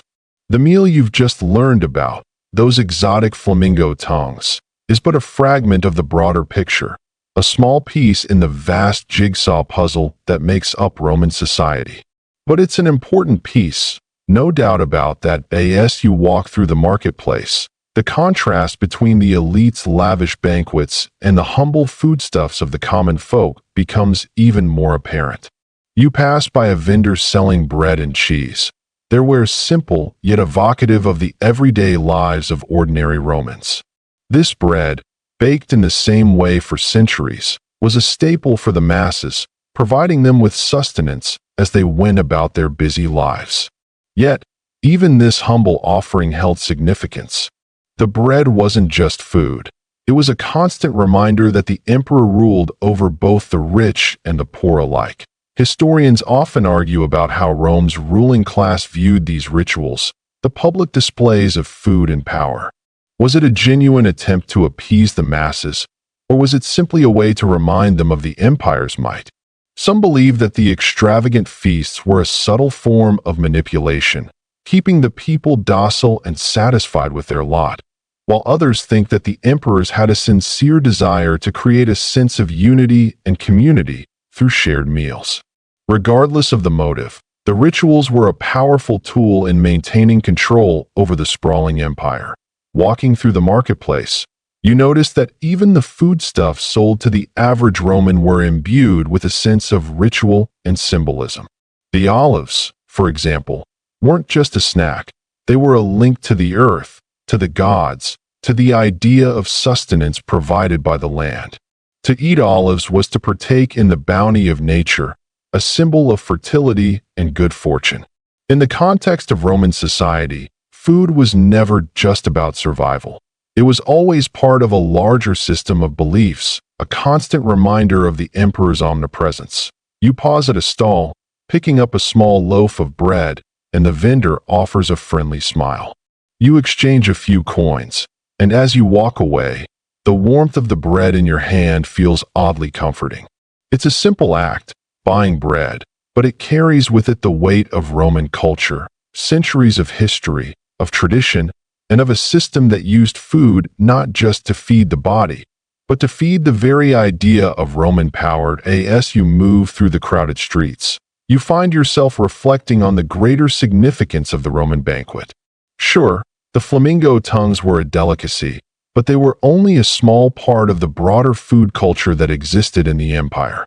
The real question, you realize, is why the Romans cared so much about food in the first place. Why was it so important to serve rare dishes at banquets, to elevate the experience of eating to something more than just a necessity? And why did the emperors go to such great lengths to make sure that their guests were fed in the most opulent way possible? Historians are still divided on the issue. Some argue that the Romans viewed food as a way to show off their wealth and influence, a form of exhibitionism that reinforced their position as dominant figures in the ancient world. Others suggest that the focus on food was less about display and more about gathering people together, creating a sense of unity and shared experience in a world that was often fragmented by class divisions and warfare. What is certain, however, is that food played a pivotal role in Roman society. It wasn't just something you ate, it was something you performed. The way you ate, the way you presented food, the way you shared it with others, all of it was a part of the grand narrative of Rome. Meals weren't simply about filling the stomach. They were about demonstrating status, making a statement about your position in society, and asserting your place within the grand hierarchy of the Roman world. You can almost feel the weight of the history as you walk through the marketplace, the scent of roasted meats and freshly baked bread mingling with the noise of the city. The smell of spices in the air, of freshly picked fruits and vegetables, all serve as reminders that food is never just food. It's a symbol, a statement, and a performance. And in the Roman world, nothing was ever simple. The city's rhythm beats around you as you make your way deeper into the heart of the empire, towards the next great feast, the next grand banquet, where flamingo tongues will once again be served as a mark of power, luxury, and decadence. Whether it's a meal for the masses or an elite affair in a private villa, the food you eat and the way you eat it will always be part of the story. And in the end, that's what makes Rome, its empire, its culture, its very being, so remarkable. It was a world built on rituals, and food was one of its most powerful tools. As you step away from the marketplace, you feel the weight of the empire's history growing heavier. You are part of this story, part of a legacy that stretches back thousands of years, and even in the simple act of eating, you can sense the presence of all those who've come before you. Whether it's the bread in your hand, the wine in your cup, or the flamingo tongues on your plate, every meal is a reflection of the world that built it. And the story of food in Rome, like Rome itself, is a story of power, how it was gained, how it was lost, and how it was preserved. Section 15. As the sun dips lower in the sky, casting a golden glow over the rooftops of Rome, you find yourself drawn deeper into the mystery of the Romans' fascination with food. The air is cool now, a gentle breeze stirring the streets, carrying with it the sense of roasting meat and baking bread. You wonder what it would have been like to sit at one of those grand feasts, surrounded by the elite of Rome, their laughter echoing through the lavish banquet halls, the air thick with the scent of rich delicacies. Flamingo tongues would have been just one of many extravagant dishes on offer, but why flamingo tongues? Why this particular delicacy? Flamingos, with their striking pink feathers and long, elegant legs, were not common in Rome's diet. They were exotic, rare, and hard to find. In fact, historians still argue whether the flamingos served at these banquets were caught in the wild or specially bred for their prized tongues. There's even a theory that these rare birds were shipped all the way from North Africa, carried across the Mediterranean to satisfy the appetites of Rome's elite. The flamingo's tongue, tender and succulent, became a symbol of the extraordinary lengths to which the rich would go to show off their wealth and power. But it wasn't just the flamingo tongue that caught your attention. As you continue your stroll through the streets, you begin to see the connection between food and status more clearly. The elite Romans didn't just eat for sustenance. They ate to make a statement. Every meal, every ingredient, was carefully selected to reflect the person's position in society. Just as modern-day celebrities wear designer clothes to show their wealth, ancient Romans served rare foods like flamingo tongues to showcase their access to the finest and most exclusive luxuries. But not all Romans were so fortunate. As you pass by a small tavern, you catch a glimpse of the workers within, men and women whose lives are far removed from the grandeur of the emperor's feasts. They are sitting down to a humble meal of porridge and bread, their faces tired from a day of hard labor. It's hard to imagine how they would react to a flamingo tongue, let alone have access to one. Yet, food for them was no less significant. For the common Roman, food was a source of survival, a daily ritual that kept them going through the relentless demands of their lives. Historians still debate the extent to which the masses were aware of the extravagant feasts that took place behind the walls of the palaces. Some argue that the rich kept their banquets private, hidden from the eyes of the lower classes, while others believe that the feasts were held in public, a display for all to see. Whatever the case, it's clear that food served as a way to divide the Roman people, those who had access to the finest ingredients, and those who could only dream of such indulgences. As you walk further through the city, you start to understand the true depth of Roman food culture. It wasn't just about eating, it was about showing off, about making sure that everyone knew your place in the empire's complex hierarchy. A meal wasn't just a meal, it was a performance, a way of asserting your identity and your status within the vast Roman world. You pause at a small fountain, the cool water reflecting the evening light, and take a moment to think about the lives of the Romans who ate at the lavish feasts. For them, food wasn't just a necessity, it was a ritual that demanded attention and care. The food was prepared with precision, served with grace, and eaten with great ceremony. Meals were often accompanied by entertainment, music, poetry, dancing, creating an atmosphere that was as much about spectacle as it was about sustenance. The importance of these rituals can be seen in the way the Romans elevated their dining experiences to a ritualistic art form. Banquets weren't just social gatherings. They were political tools designed to impress, to secure allegiances, and to reinforce the emperor's dominance. Food was more than just a means to fill the stomach. It was a means to control and manipulate. What's even more fascinating is how food transcended the social classes. While the elite indulged in flamingo tongues and exotic meats, the common folk still had their own version of feasts. The shared meal was a universal experience, a moment where Roman society came together, no matter how divided it might seem on the surface. For the lower classes, a meal wasn't about grandeur or spectacle. It was about survival, about the bonds formed through the act of sharing food with others. In some ways, the contrast between the grand feasts of the elite and the humble meals of the poor was a reflection of the empire itself. Rome, like food, was made up of layers, from the opulence of the imperial palaces to the simplicity of the workers' hut. The meals served at these banquets were just another expression of the empire's vastness, its complex web of power and influence. As you move away from the fountain and continue your journey through Rome, the image of those flamingo tongues lingers in your mind. They were a delicacy, yes, but more than that, they were a symbol of everything that Rome represented: power, indulgence, and excess. And yet, in the midst of all that excess, you realize that food was more than just a tool for the wealthy. It was a tool for everyone, shaping how the Romans saw themselves, their place in the world, and their connections to each other. The more you think about it, the more you come to understand that the story of Roman food, like the story of Rome itself, is one of duality, a world of abundance and scarcity, of grand displays and humble sustenance. And in the end, isn't that what makes it all so fascinating?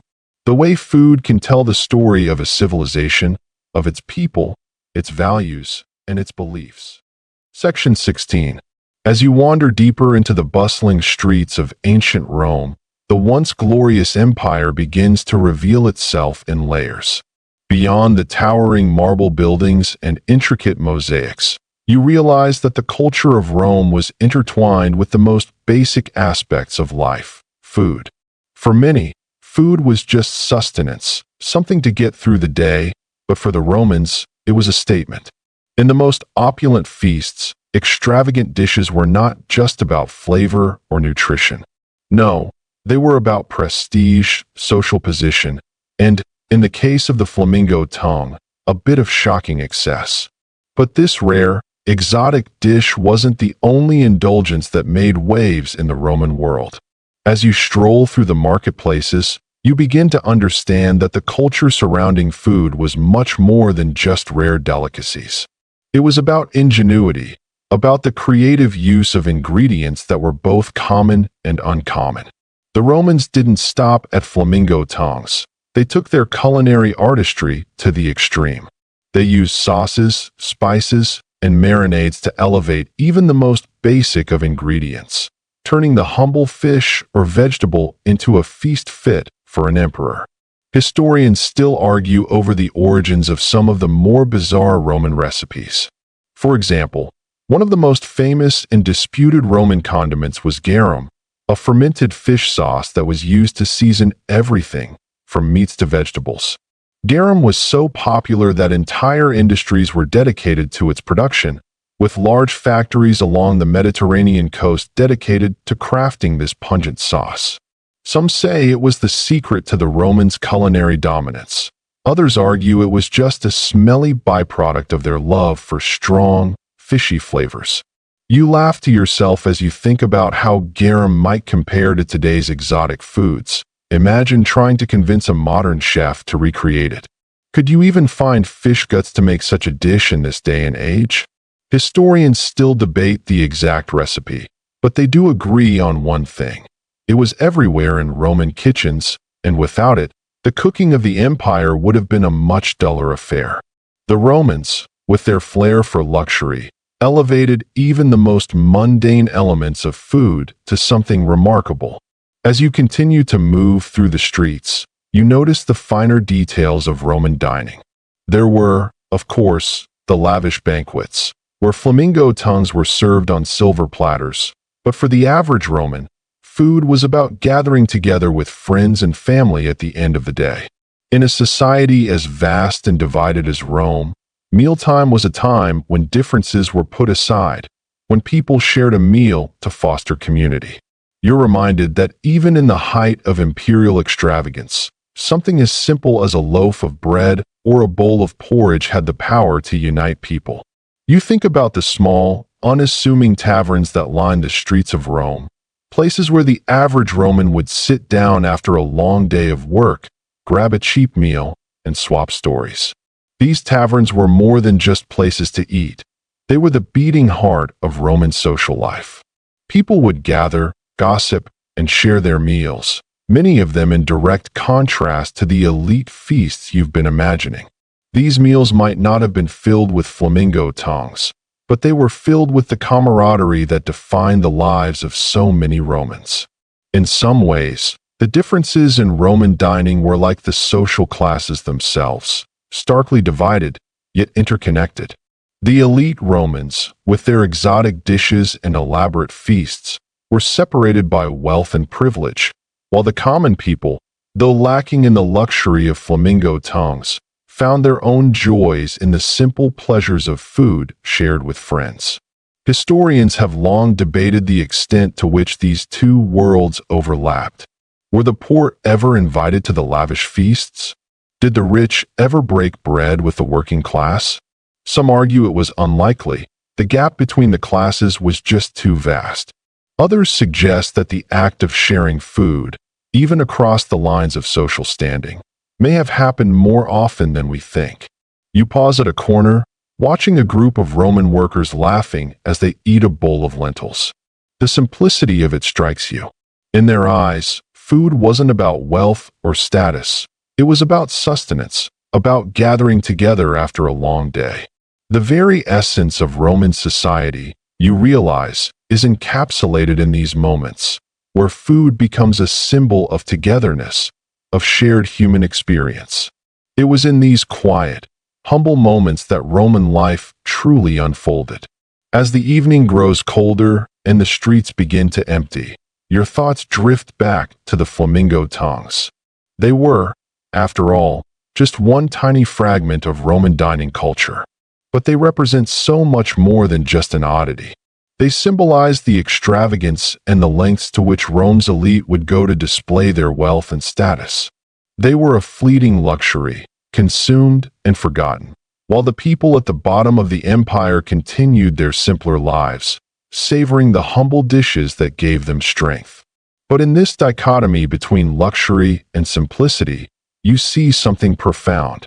It's not just about food. It's about how food transcends time and space, connecting people across centuries, cultures, and social classes. A flamingo tongue may seem like an absurdity to us today, but in ancient Rome, it was a symbol of an era where everything was about excess, about showing off, and about defining your place in the world. With that thought in mind, you make your way toward the heart of the city, where the lights begin to flicker on in the windows of the great villas.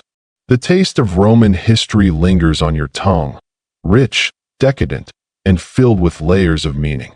And as the night stretches on, you realize that no matter how much time has passed, the love for good food, the desire to share a meal, and the need to mark one's place in society are timeless desires that continue to shape the world today. Section 17. The flickering torches cast a warm glow on the streets as you stroll deeper into ancient Rome. By now, you've noticed the overwhelming presence of food in nearly every facet of Roman life. Whether in the grand palaces of the wealthy or the humble homes of the commoners, the central role food played is undeniable. But what truly sets this ancient world apart is not only how food was served or eaten, but how it shaped social relationships, power structures, and even how the Roman Empire defined its very existence. As you continue your walk, the thought lingers in your mind. Flamingo tongues, though only a small part of the Roman gastronomic landscape, represent something far grander. They were the ultimate statement, a symbol of a powerful class asserting their dominance, sophistication, and access to the rarest, most exotic luxuries. For the wealthy elite, a banquet without flamingo tongues would be unthinkable. These small, delicate morsels were not just consumed. They were consumed with flair, with the expectation that those partaking in them would be as much a spectacle as the meal itself. Historians are still split on whether flamingo tongues were ever widely available or only reserved for the top 1%. But the symbolism is clear. Wealthy Romans, especially those engaged in the pursuit of status, sought not only to have the rarest ingredients, but to show off those ingredients in front of friends, rivals, and even slaves. Banquets were often held as much to show off wealth as to enjoy the meal. The food was almost secondary to the performance, the social theater that played out in the opulent halls. This is when you begin to feel the weight of those ancient gatherings, where every bite, every dish, every course could become a statement. Imagine attending a banquet where the host is not only showcasing his wealth, but demonstrating his understanding of power. You'd eat the flamingo tongues with the full knowledge that they weren't just a treat for your mouth, but a gesture of superiority, an offering of something rare, something impossible to acquire without considerable wealth and status. Yet for all the grandeur, there was also an element of performance. The idea that, even as the Romans enjoyed their delicious food, they also knew that the very act of eating was being observed, scrutinized, and judged by others. This wasn't just a meal, it was a public spectacle. Your host was not simply offering you food. They were offering you a chance to experience their place in the world, their role in the complex hierarchy of Roman society. What you ate, how you ate it, and how you reacted to the exotic ingredients were as important as any formal toast. As you walk through the streets, you begin to understand that food was as much about power dynamics as it was about taste. Every extravagant dish, from flamingo tongues to stuffed dormice, a common dish for the elite, carried with it an inherent message about the wealth and status of the individual serving it. Each bite was a reminder that food, at its highest level, was never just food. It was currency in the game of Roman politics and social competition. As the sounds of Roman life fill your ears, you also notice that trade and agriculture were equally involved in this extravagant food culture. Food wasn't just about what was available locally. It was about how far the Romans were willing to go to acquire ingredients from all corners of the empire. Trade routes stretched far and wide, bringing in exotic spices from the east and delicacies from the farthest reaches of Africa. These imported goods became emblems of imperial power, representing the reach of Rome and its cultural superiority. The availability of these foreign ingredients, from pepper to pomegranate, was both a status symbol and a testament to Rome's military and economic might. But as much as the elite flaunted their rare foods, the common Romans, those who had never tasted flamingo tongues, had their own food culture. These Romans found joy in more humble foods, and surprisingly, much of the food in Rome's poorer districts wasn't all that different from what might be found in today's street markets around the world. Bread, lentils, olives, and simple stews made up the basic diet of those who didn't have the luxury of lavish banquets. Despite the apparent divide between the rich and the poor, food was still a powerful force in the Roman world, linking people together. Even the simplest bowl of porridge or plate of bread served as a reminder of the shared experiences between people from different walks of life. Whether in the most luxurious halls or the busiest street corners, food brought people together. It was the shared thread in the Roman tapestry, connecting the lives of emperors, senators, slaves, and traders alike. Now, as the evening continues, you wonder about the complexity of this food system.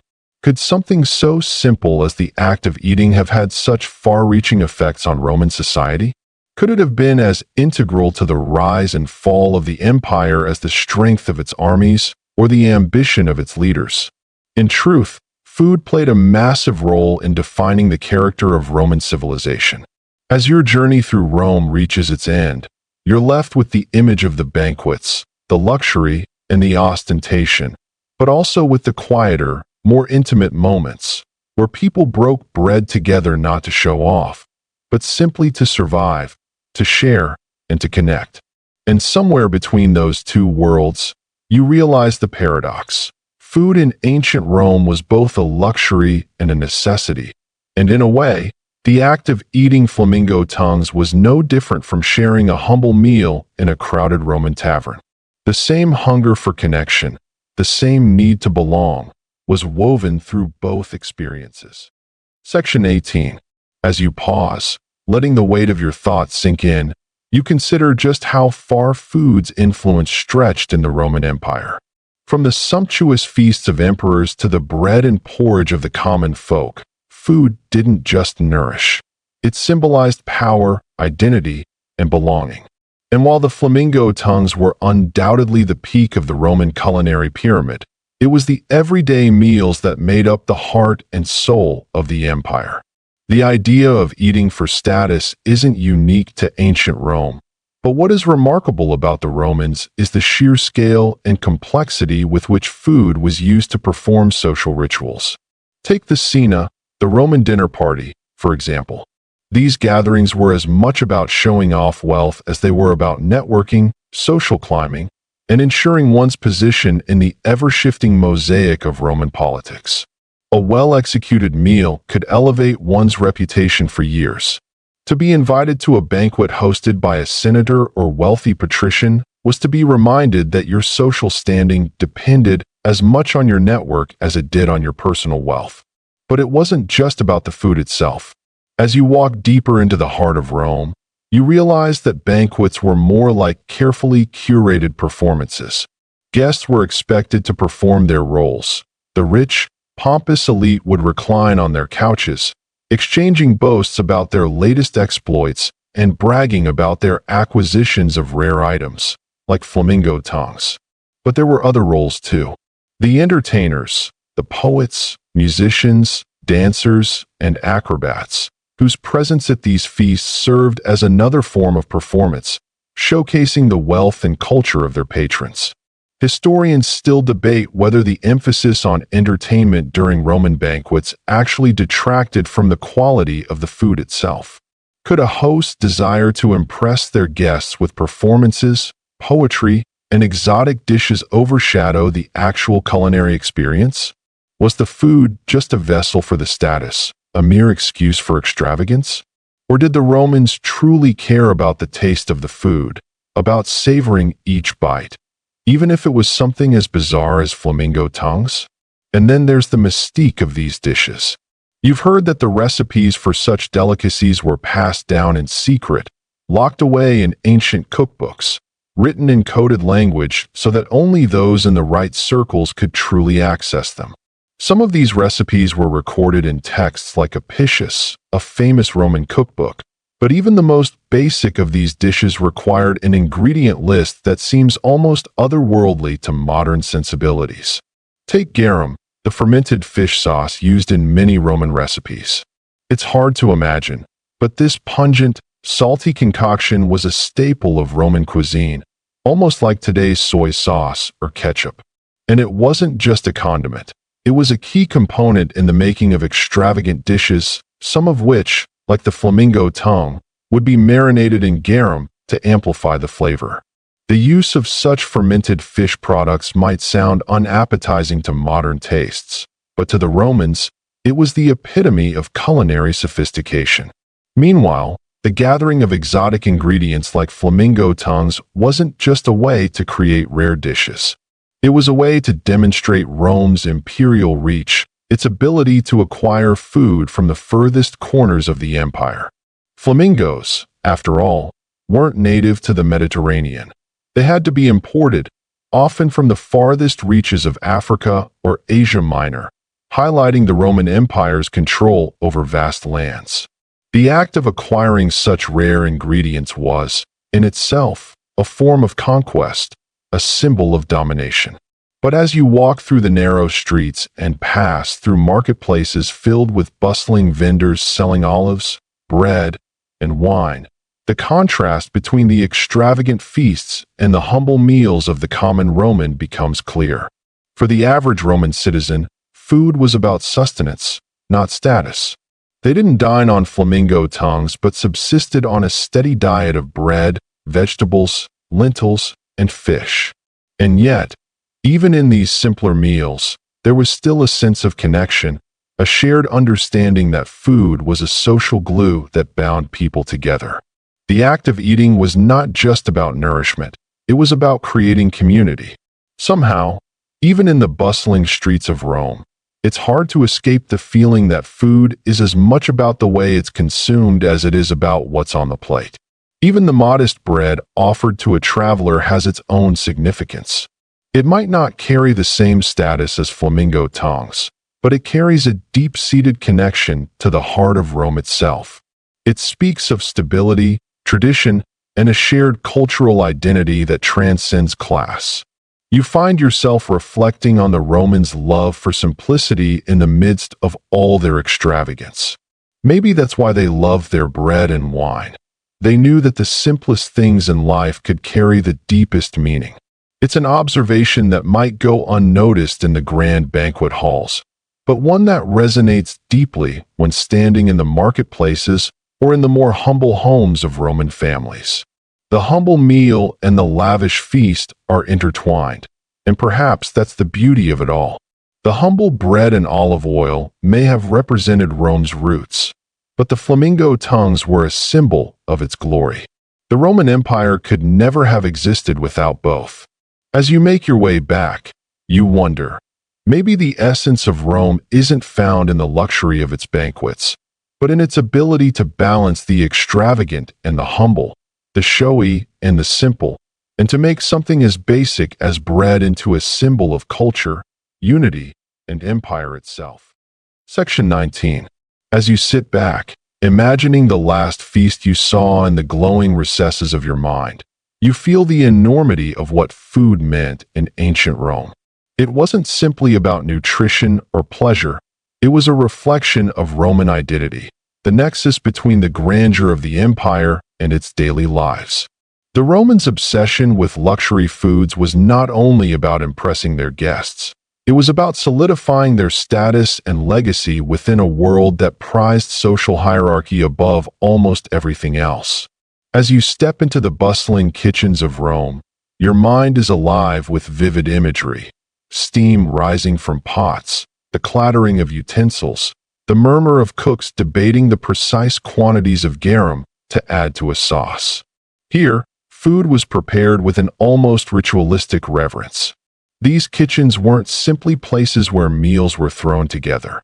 They were hallowed spaces, filled with the aroma of exotic spices and the laughter of the enslaved cooks who understood the art of combining flavors. The flamingo tongue, while unusual, was just the tip of the iceberg in this world of sensory excess. The kitchens were often tucked away in the heart of a wealthy villa, but they were a far cry from the glamorous dining halls. These spaces were chaotic, noisy, and perpetually busy. Slaves, usually from conquered lands, were the ones who kept the kitchens running, constantly chopping, stirring, and tasting. The menu was as much about the flavors as it was about showcasing the expansion of the empire. This meant bringing in ingredients from every corner of the known world. Exotic animals, unusual fruits, and rare spices. These were the building blocks of Roman banquets. But the cooks weren't just following recipes. No, they were innovators. Some historians argue that Roman chefs were the first celebrity cooks. Their names were celebrated and their skills legendary. They were as much a part of the glory of Rome as its philosophers, engineers, and emperors. When a cook concocted a new way to prepare a dish, whether that was flamingo tongue with a special sauce, or a new form of roast meat, it became part of the cultural canon. This innovation wasn't just about impressing the elite, it was a statement of power. Historians still debate whether the Roman elite's obsession with exotic foods truly had a significant social impact on their culture. Some argue that the constant search for new ingredients only reinforced the image of the emperor as the ultimate ruler of not just people, but the very fabric of the earth itself. Others suggest that this fascination with flamingo tongues and delicacies reflected the decadence that plagued the late Roman Empire, a symptom of excess that eventually led to its fall. Was it a noble pursuit to acquire these rare dishes, or was it a misguided display of wealth and privilege? Regardless of the debate, one thing remains clear: the presence of exotic foods in Roman banquets, whether it was the tongues of flamingos, the roasted peacock, or the delicate date pastries, made it clear that food wasn't just fuel. Food was a tool. It was used to assert authority, remind people of the empire's vastness, and, most importantly, to demonstrate control over the lives of those who served it and those who consumed it. But what was the impact of this constant search for novelty in food? Could it have been the beginning of the consumerism that would later shape the course of human history? The idea that people would become obsessed with acquiring rare foods, collecting them, displaying them, and even competing over them, doesn't sound too far from the consumer culture we know today. Roman banquets, after all, were the first reality shows in a way. They were designed not only to showcase culinary creativity, but also to create an atmosphere of competitive opulence. This obsession wasn't just limited to the tables of the elite. There were those who hunted these delicacies, going to extreme lengths to capture and prepare exotic animals for Roman tables. Flamingos, in particular, were prized for their meaty tongues, and wealthy Romans would have sent expeditions to catch them, ensuring that their banquets would remain the talk of the empire. These flamingo hunts weren't just about feeding the emperor. They were about making a statement. The wealth and power of the Roman state reached even to the remote corners of the world, where no creature was too elusive to be caught. As you watch this spectacle unfold, you realize that food in Rome wasn't just something people ate. It was experience, status, and cultural exchange all rolled into one.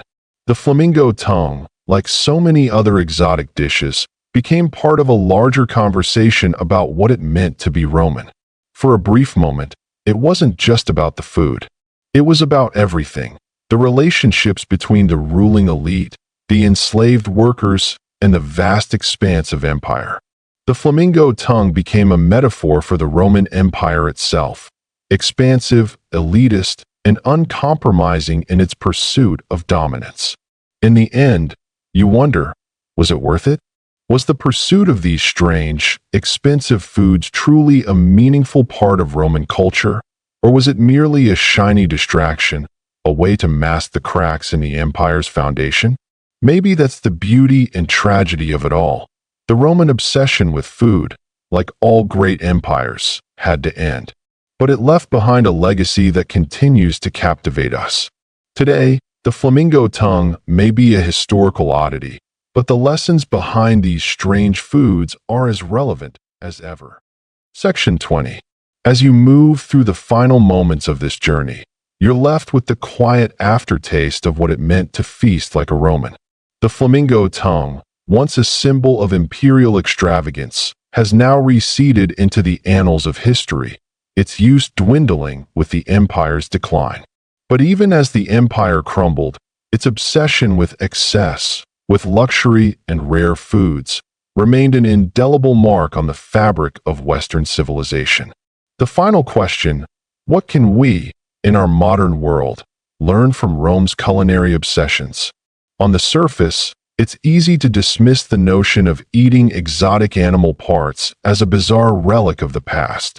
However, if you look deeper, the rituals of Roman feasting are not so far removed from the way we engage with food today. Just like the Romans, we have our own celebrations of excess, extravagant dinners, gourmet dishes, and yes, the Instagram photos of lavish meals that become symbols of our own successes or status. The Roman love affair with flamingo tongues can be seen as a precursor to our own fascination with rare, expensive, and often unnecessary food experiences. But there's a calming thought as you begin to wind down from this deep dive into history. Perhaps the ancient Romans were simply doing what humans have always done, trying to find meaning in the act of eating. Their extreme dedication to food wasn't just about indulgence. It was about marking special occasions, asserting dominance, and enjoying the fruits of their hard-earned empires. Food, in all its forms, has always carried symbolic weight, whether it's a Thanksgiving turkey or a carefully prepared birthday cake.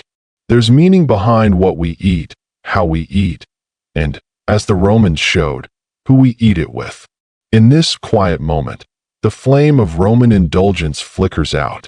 You begin to relax into the hum of the present, the soft and comforting glow of your own time. Maybe you'll even catch yourself thinking of what Roman feasts must have smelled like, or imagining the social dynamics that played out over dishes of flamingo tongues and roast peacock. You breathe deeply and realize that, although the extravagant feasts of Rome are long gone, the spirit of indulgence, the desire to make food an event, hasn't disappeared. It's as much a part of us as it was of them. As your thoughts settle, you understand that even in the grandest moments of excess, there's always a deeper desire at play, the need to connect, to celebrate, and to share in the bounty. The Romans might have done it through flamingo tongues, but we still do it through dinners with loved ones, gourmet dishes, or sharing a simple meal with friends. Now, as you ease into the calm of the evening, the world of the Romans, their imperial feasts, and the strange fascination with flamingo tongues begin to blur away, just as history does.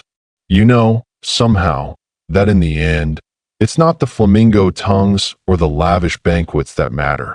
It's the stories that we pass down, the cultures we preserve, and the way we keep those ancient rituals alive in our own modern ways.